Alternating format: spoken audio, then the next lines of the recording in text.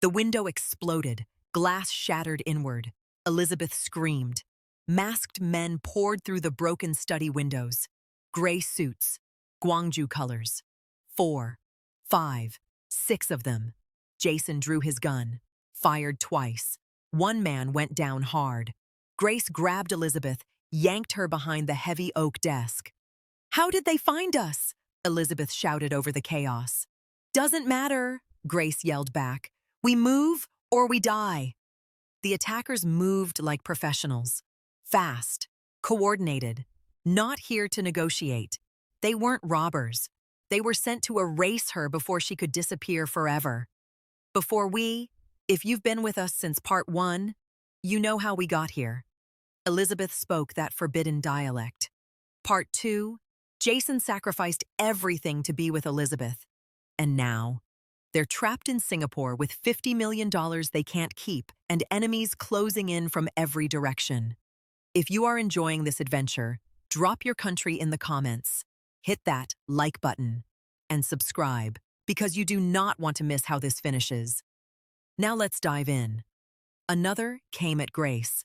She grabbed a letter opener from the desk, drove it into his shoulder. He screamed, staggered back. Elizabeth crawled toward the leather briefcase on the floor. The documents, the keys, she couldn't lose them. A hand grabbed her ankle, dragged her backward. She kicked hard, connected with someone's face, felt bone crunch. The hand released. Jason was fighting 2 men at once. He was good, but they were overwhelming him. One got a knife through, slashed Jason's arm. Blood sprayed across expensive wallpaper. Jason grunted, didn't stop fighting. Grace threw a chair at another attacker, bought them seconds. "Elizabeth, the door!" she shouted. Elizabeth grabbed the briefcase, ran.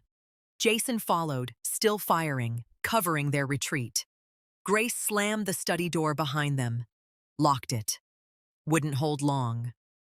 They ran through the mansion, footsteps pounding behind them. An elderly butler appeared in the hallway, eyes wide with terror. "The back exit!" He pointed with shaking hands. They ran that way. Behind them, the study door splintered.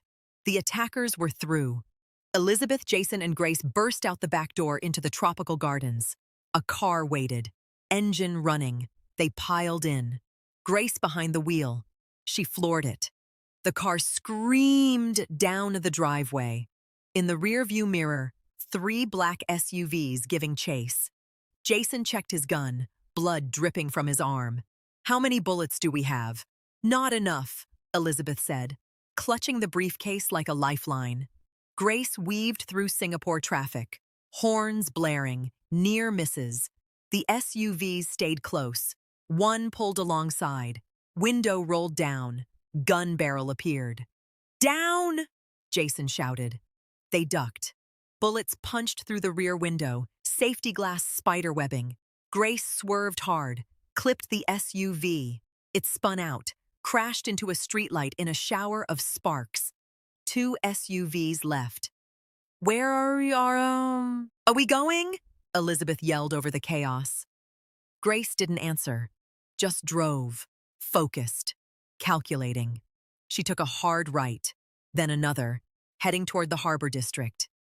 Industrial area, warehouses, fewer witnesses, exactly where you don't want to be when people are trying to kill you, unless you have a plan.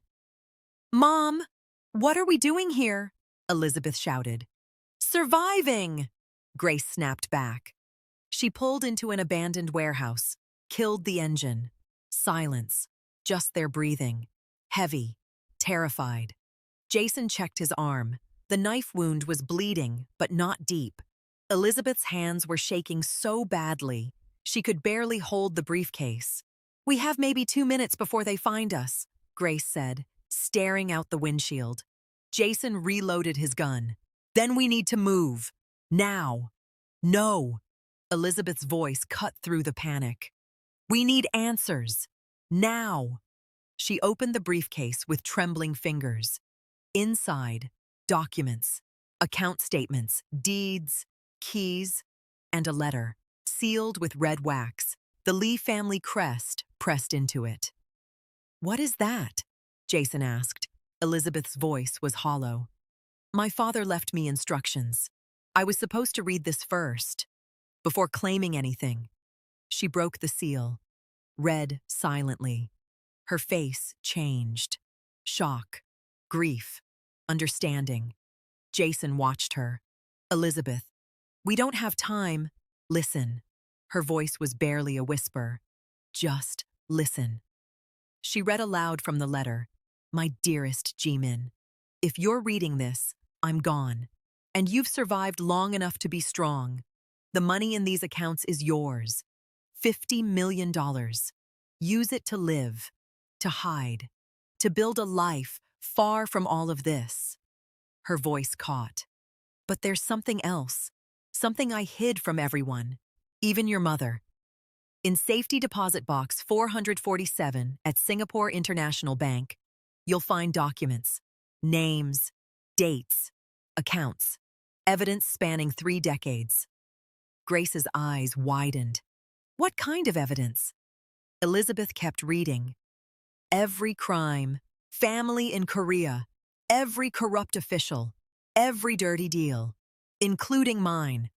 I was not a good man, Jimin. I hurt people. I destroyed families. I built an empire on blood." The warehouse felt smaller, darker. "So I give you a choice. Take the money and run. Or use these documents to end it all. Expose everyone. Destroy the system that killed me." Elizabeth's hands shook harder. "But know this. If you choose exposure, you lose the money. The governments will seize it. You'll have nothing except your freedom. Choose wisely. Choose what I couldn't. Forever yours, Dad." The silence was suffocating. Grace spoke first. "He was giving you an out, a clean break, or a weapon," Jason added. Elizabeth stared at the letter. "He was giving me a choice, money or justice, comfort or closure." She looked at the briefcase. "I can't have both." Outside, they heard car engines. Getting closer. The SUVs had found them. Grace's face went hard. "Decision time. Right now. Do we run or do we fight?" Jason checked his gun. "We can't keep running. They'll never stop." "So we fight," Elizabeth said. Her voice was stronger now. "We finish this." Grace looked at her daughter. "You understand what that means? We expose the documents. We lose the money. We lose everything." Elizabeth met her mother's eyes. "We never had it to begin with. This was always going to end one way." Grace nodded slowly. "Then we need help. Real help." She pulled out her phone, dialed a number with steady hands despite the danger closing in. It rang. Once. Twice. A voice answered. "Grace, I was wondering when you'd call." Elizabeth's blood ran cold. She knew that voice. Mr. Kang. Grace put the phone on speaker. Mr. Kang's voice filled the car. "I assume you're in Singapore. I assume you're being hunted. And I assume you need my help." Grace's jaw tightened. "How did you know?" "Because I've been tracking the Gwangju family's movements for 3 days. They mobilized every asset they have, all heading to Singapore." He paused. "They're not just after Elizabeth. They're after the documents." Elizabeth leaned forward. "How do you know about the documents?" "Because your father told me, before he died." The car went silent. Mr. Kang continued. "Jiho and I had a conversation the night before the fire. He told me he was planning something. He said if anything happened to him, I should protect you. And when the time came, help you finish what he started." Jason spoke up. "You killed him. Why would you help her now?" Mr. Kang's voice was heavy. "Because I was wrong. The flash drive Grace gave me in Busan, I verified it. Every file, every transaction. Your father wasn't a traitor, Elizabeth. He was set up, and I killed an innocent man. My brother." Elizabeth felt tears on her face but didn't wipe them away. "So what do you want?" she asked. "I want to make it right. The only way I can." Mr. Kang laid it out. He had resources in Singapore, safe houses, weapons, men loyal to him, not the Gwangju family. He could protect them, but only if they agreed to his terms. "What terms?" Grace asked. "When you expose those documents, you expose everyone, including me, including the Kang family." He paused. "I'm ready to fall, but I want to take the Gwangju family with me. They engineered this war. They've been playing both sides for 30 years. They deserve to burn most of all." Elizabeth looked at Jason. "Your father's offering to destroy his own empire." Jason's expression was unreadable. "He's offering redemption, in the only way he knows how." Grace interrupted. "How do we know this isn't a trap? How do we know you won't kill us the moment we're in your safe house?" Mr. Kang's response was quiet, sincere. "You don't. You have to trust me. Just like Jiho trusted me. And I failed him. I won't fail his daughter." Elizabeth made the decision. "Where's the safe house?" Mr. Kang gave them an address. "A shipping warehouse near the port. I'll have men there in 20 minutes. Can you survive that long?" Outside, they heard car engines. The SUVs had found them. "We're about to find out," Grace said. She hung up. The SUVs pulled up outside. Doors opened. Men poured out, at least 10 of them, all armed. Elizabeth, Jason, and Grace were trapped inside with one gun and a briefcase. Jason checked his ammunition. 6 bullets, 10 men. Math doesn't work. Grace scanned the warehouse, looking for anything they could use. She spotted it.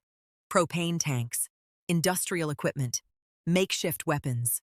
"We don't need to win," Grace said. "We just need to survive." She grabbed a metal pipe, tossed another to Elizabeth. "You trained her, right?" Grace asked Jason. "1 week. Basics. Then let's hope basics are enough." The warehouse door crashed open. The Gwangju men entered, spreading out, searching. Elizabeth, Jason, and Grace hid behind shipping containers. Jason whispered, "On my signal, we move to the east exit. Fast and quiet." They nodded. Jason counted down silently. 3, 2, 1. They moved. Almost made it. Then one of the Gwangju men spotted them, shouted. All hell broke loose. Jason fired, dropped one man, then another. 4 bullets left. The men returned fire. Bullets ricocheted off metal. Sparks flew. Elizabeth swung her pipe, connected with someone's knee. He went down screaming. Grace fought like a cornered animal, desperate, vicious, but they were outnumbered, outgunned. Jason took a bullet to the shoulder. He staggered, kept fighting. Elizabeth screamed his name. One of the Gwangju men grabbed her from behind, arms around her throat. She couldn't breathe, struggled, dropped the briefcase. The man dragged her toward the exit, toward the SUVs. Grace tried to follow, got knocked down hard. Jason aimed his gun at the man holding Elizabeth, but he couldn't get a clean shot. This was it. They were going to lose. Then they heard it. Gunfire. From outside. New gunfire. Different weapons. The Gwangju man holding Elizabeth hesitated. The warehouse side door exploded open. 6 men in black tactical gear stormed in. Professional. Precise. Kang family. They engaged the Gwangju men with brutal efficiency. Within 30 seconds, it was over. The Gwangju attackers were either dead or fleeing.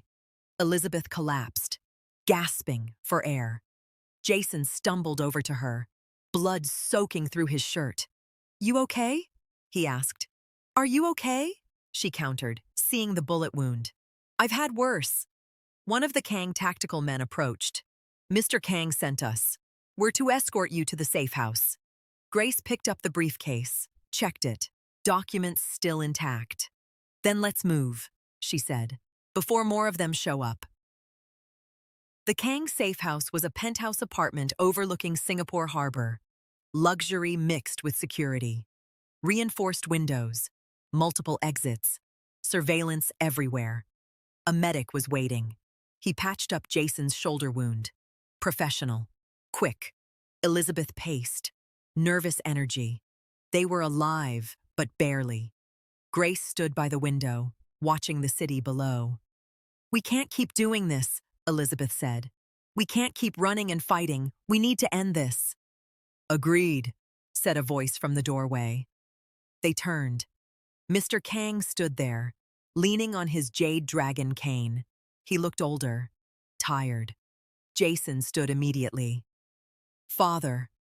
Mr. Kang's eyes softened when he saw his son. "Jason, you're hurt." "I'm fine." Mr. Kang walked slowly into the room. His men stayed outside. He looked at Elizabeth. "You look like your father. Same eyes, same stubbornness." Elizabeth didn't know what to say. Mr. Kang sat heavily in a chair. "I loved your father like a brother, and I killed him like a traitor. That's something I'll carry to my grave." His voice cracked. "But I can't bring him back. All I can do is help you finish what he started." Mr. Kang pulled out a photograph, slid it across the table. A Korean man, mid-40s, sharp suit, cold eyes. Director Choi Min-jun. He runs the Gwangju family now. Younger, smarter, more ruthless than the old guard. He pulled out another photo. This one made Elizabeth's stomach drop. A government official, expensive suit, political smile. Minister Park Sung-ho, Minister of Justice. He's been protecting the Gwangju family for 20 years. In exchange, they fund his political career. Grace leaned forward. "This is bigger than we thought." "Much bigger," Mr. Kang confirmed. "The documents your father left? They prove everything. The corruption, the bribes, the murders. All of it." He looked at Elizabeth. "If you release those documents, you don't just destroy crime families, you bring down government officials, prosecutors, judges, the entire system." Elizabeth felt the weight of it. "How many people are we talking about?" "Hundreds, maybe thousands. Everyone connected to this web of corruption." Jason spoke up. "And if we don't release them, then Director Choi and Minister Park will hunt Elizabeth until she's dead. They can't risk those documents getting out." Mr. Kang stood. "So we have one option. We go on offense. We expose everything. We burn it all down." Grace crossed her arms. "And how exactly do we do that? Just walk into a police station and hand over the files?" "No," Mr. Kang said. "We do it publicly, internationally, where they can't suppress it." He pulled out his phone, showed them a name. Sandra Kim, BBC international investigative journalist. She's been trying to expose Korean corruption for years. She has the platform, the credibility, the protection. Mr. Kang looked at Elizabeth. "You give her the documents. She breaks the story worldwide. By the time the Korean government reacts, it's too late. The truth is already out." Elizabeth stared at the phone, at Sandra Kim's name. This was it, the point of no return. "If I do this," Elizabeth said slowly, "I lose the money, the inheritance, everything my father left me." "Yes," Mr. Kang confirmed, "and I probably make enemies of every powerful person in Korea." "Yes. And there's no guarantee we survive this." Mr. Kang nodded. "No guarantee at all." Elizabeth looked at Jason, then at her mother. "What do you think?" Grace's voice was soft. "I think your father would be proud either way. But I think he'd be most proud if you chose justice." Jason added, "I chose honor over family. Maybe it's time you do the same." Elizabeth took a deep breath. Set up the meeting with Sandra Kim. They spent the night preparing, going through the documents, making sure everything was airtight. Grace fell asleep in a chair, exhausted, stripped of her power, but still fighting. Jason sat by the window, keeping watch. His shoulder bandaged, but his eyes alert. Elizabeth couldn't sleep. She sat at the desk, reading her father's documents, names she recognized, crimes she could barely comprehend. Her father was part of this. He hurt people, destroyed lives, but he also tried to stop it. In the end, that had to count for something. Around 3 in the morning, Elizabeth's phone buzzed. Unknown number, a text. Don't trust Kang. He's playing you. Check the safe house security feeds. He's been recording everything. Elizabeth's blood ran cold. She woke Jason, showed him the text. Could be a trap, Jason said. Someone trying to turn us against my father. Or it could be true. They checked the security system. Jason knew the codes. His father's codes. They pulled up the feeds. And there it was. Hidden cameras. In every room. Recording everything they'd said. Everything they'd planned. Uploading to an external server. Mr. Kang had been documenting everything. Why? Elizabeth whispered. Why would he do this? Jason's face was stone. Insurance. Leverage. He's protecting himself. Elizabeth felt sick. We trusted him. I trusted him, Jason corrected. His voice was bitter. You were smart enough to doubt. They confronted Mr. Kang in the morning. He didn't deny it. Yes, I've been recording. Not to betray you, to protect you. Elizabeth didn't understand. How is spying on us protection? Because if this goes wrong, if Director Choi or Minister Park tries to bury the story, I have backup evidence. Video proof of you handing over the documents, of Sandra Kim receiving them, of everything. He looked at Jason. I'm not playing you. I'm making sure they can't erase what you're about to do. Jason wanted to believe him. Elizabeth could see it, but trust was broken.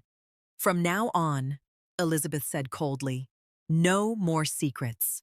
We do this together or not at all. Mr. Kang bowed his head. Agreed. But the damage was done. The hotel conference room was neutral, public, safe. Sandra Kim was there waiting. Mid-40s, sharp, professional. She'd built a career on exposing corruption. Elizabeth, Jason, and Grace entered. Mr. Kang stayed outside with his men. Sandra stood, extended her hand. Miss Lee, I've been hoping to meet you. Elizabeth shook it. You know who I am? I know who your father was. I've been investigating the Lee family for years, along with the Kangs, the Gwangjus, all of them. She gestured to the table. Please, sit. Elizabeth placed the briefcase on the table, opened it. Inside, the documents, her father's legacy. Sandra's eyes widened. Is this? Everything, Elizabeth confirmed. Names, dates, bank accounts, 30 years of evidence. Corruption, murder, money laundering, all of it. Sandra picked up a document. Read. Her hands shook. This is bigger than I imagined. She looked at Elizabeth. You understand what will happen if I publish this. The fallout will be massive. People will go to prison. Careers will end. You'll be in danger for the rest of your life. I know. And you're doing this anyway? Elizabeth nodded. My father gave me a choice, money or justice. I choose justice. Sandra smiled, genuine respect. Then let's bring them down. She started photographing the documents, page by page. Grace watched the door, nervous. Jason stood by the window, eyes scanning the street below. Everything was going smoothly. Too smoothly. Jason saw them first. 3 black vans pulling up outside the hotel. Men pouring out. Not Gwangju colors. Government plates. We have a problem, Jason said. Sandra Kim looked up. How much time do I need? How much do you have? Elizabeth asked. 10 minutes. Maybe 15. You've got 5, Jason said. They're coming up now. Mr. Kang burst into the room. We need to leave. Now. Not yet, Elizabeth said. Sandra needs more time. There is no more time. Sandra worked frantically. Photographing. Uploading to her secure server. Outside the conference room, they heard shouting, heavy footsteps. Mr. Kang's men were fighting, buying them seconds. Jason locked the conference room door, moved a table against it. Wouldn't hold long. Grace grabbed Elizabeth. We can finish this later. We need to go. No! Elizabeth's voice was steel. We finish it now, or we don't finish it at all. The door shuddered. Someone was ramming it. Sandra typed faster, uploading. Come on, she muttered. Come on. The door splintered. Jason drew his gun. Elizabeth, get behind me. She didn't move. The door burst open. Minister, Park's men flooded in, guns drawn. Leading them, Director Choi Min-jun himself, younger than Elizabeth expected, handsome, expensive suit. He smiled when he saw her. Elizabeth Lee. Finally. He gestured to his men. Take her. Kill the others. The men raised their weapons. This was it. Then Sandra Kim spoke up. Too late. Director Choi turned to her. What? She held up her phone. It's already uploaded. Every document. Every file. It's on BBC servers. My editor has it. My legal team has it. She smiled. You can kill us all, but the story goes live in 1 hour. Nothing you can do will stop it. Director Choi's face went white, then red with rage. He pulled out his own gun, pointed it at Sandra. Then you just signed your death warrant. Before Director Choi could fire, Mr. Kang stepped between them. No. Director Choi laughed. Old man, you're going down too. You think protecting them changes anything? It changes everything, Mr. Kang said quietly. He looked at Jason. I killed your best friend's father. I can't undo that, but I can make sure his daughter survives. Jason's face crumpled. Father, don't. Mr. Kang smiled, sad, proud. You were always better than me, Jason. Stronger, kinder. You were the son I didn't deserve. He turned back to Director Choi. You want someone to kill? Kill me. Let them go. Director Choi considered this. And why would I do that? Because if you kill me, my men outside will execute Protocol Omega. Every asset I have goes to Elizabeth Lee. Every contact, every safe house, every piece of leverage. He tapped his cane on the floor. Kill me, and you make her the most powerful person in this room. Director Choi hesitated. That's when the hotel fire alarm went off. Sprinklers activated. Water everywhere. Chaos. Mr. Kang's doing. He triggered it remotely. In the confusion, Jason grabbed Elizabeth. Grace grabbed Sandra. They ran. Behind them, gunfire. Mr. Kang fought, buying them time. They didn't look back. They burst out of the hotel into Singapore streets. Mr. Kang's men were waiting. Black SUVs, engines running. They piled in. The SUVs peeled out. Elizabeth looked back at the hotel. Smoke pouring from windows. Your father, she started. I know, Jason said. His voice was hollow. They drove in silence. 24 hours later, the story broke. BBC, CNN, every major news outlet. Massive corruption scandal rocks Korean government. Crime families exposed. Decades of evidence revealed. Minister of Justice arrested. Gwangju empire collapses. Elizabeth watched the news from a small apartment in Bangkok. Safe, anonymous. Jason sat beside her, his father's jade dragon cane resting against the wall. The only thing he had left of Mr. Kang. Grace was in the kitchen, making tea, quiet, reflective. On TV, they showed Director Choi Min-jun being led away in handcuffs. Minister Park Sung-ho arrested at his home. Dozens of officials, crime bosses, all falling like dominoes. The system was burning. Elizabeth's phone rang. It was Sandra Kim. "You did it," Sandra said. "It's over." Elizabeth didn't feel victorious. She felt empty. "What about the money?" she asked. "Seized? All of it. Every account. Every property. The governments are fighting over it now." Sandra paused. "You could fight for it. With a good lawyer?" "No," Elizabeth interrupted. "Let them have it."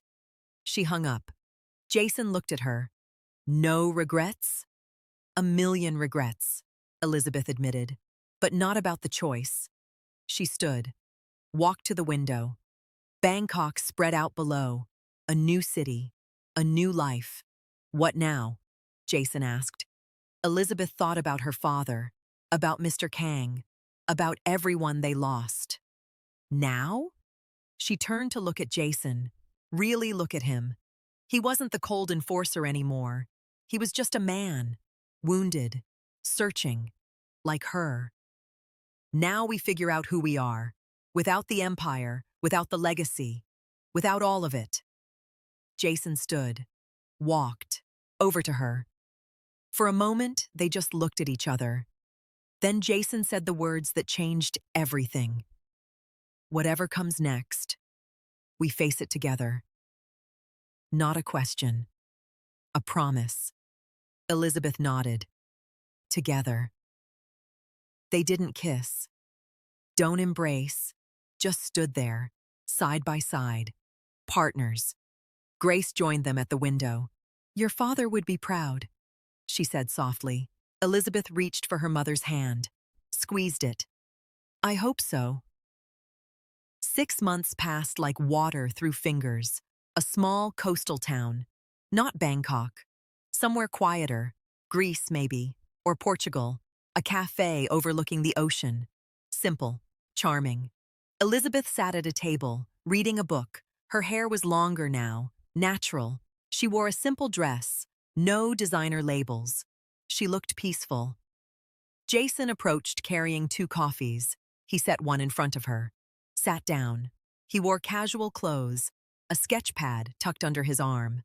"What are you reading?" he asked. Elizabeth showed him the cover. Philosophy. Trying to figure out what freedom actually means. Jason smiled. "Any luck?" "Getting there." They sat in comfortable silence. Around them, life went on. Tourists, locals, people living normal lives. No bodyguards, no guns, no threats. Just life. Elizabeth's phone buzzed. She checked it. An email from Grace. She was in South Africa now, working with an NGO, using her skills to actually help people. Elizabeth smiled, sent a quick reply. Jason was sketching, his hands moving across the paper with surprising grace. "What are you drawing?" Elizabeth asked. He turned the pad around. Shows her. It was the ocean, the cafe, her sitting there reading. Simple, beautiful. "I didn't know you could draw," she said. "Neither did I. Turns out I'm good at lots of things that aren't killing people." Elizabeth laughed. Real, genuine. Jason watched her. Something in his eyes. "What?" she asked. "Nothing. Just, I'm glad we're here. That we made it." "Me too." The sun was setting now, painting the sky orange and pink. Elizabeth closed her book, looked out at the ocean. "My father left me $50 million. I let it go. And for the first time in my life, I'm free." She stood, extended her hand to Jason. "Walk with me?" He took her hand, stood.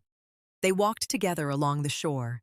2 people who survived hell, who chose justice over comfort, who lost everything and found something better. The sand was warm beneath their feet. The ocean whispered against the shore like it was telling secrets only they could hear. Elizabeth and Jason walked in silence. Not the uncomfortable kind. The kind that comes when 2 people have said everything that needed saying and discovered that silence was enough. The sun touched the horizon. Golden light stretched across the water like a path they could walk forever. Jason stopped, looked back at the cafe. at the life they'd built. "Sometimes I wake up," he said quietly, "and I forget where I am. I reach for my gun, check the exits, count the threats." Elizabeth squeezed his hand.